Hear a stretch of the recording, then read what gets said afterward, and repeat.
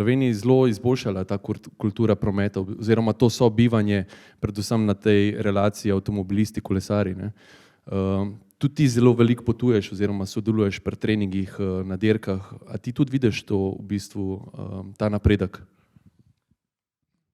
Ja, zagotovo, ne. Sicer kultura, ki smo jo danes že parkrat omenjali, ne, je nekako povezana, ne, pa nočem, da tole zveni za kogarkoli, ne, neprimerno, ampak z geografsko višino, ne.